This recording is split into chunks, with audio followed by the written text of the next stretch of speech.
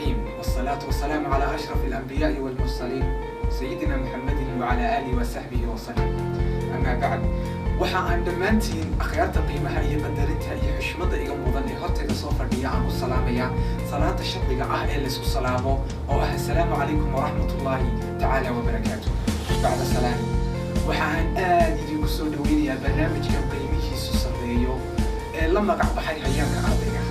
barnaamijka hayaanka ardayga oo inoo ah barnaamij aynu kaga faa'iidaysan doono meelo fara badan oo ah nafteena midaas oo wax ka bedeli doona mideena nololeed iyo mideena tacliineed intaba.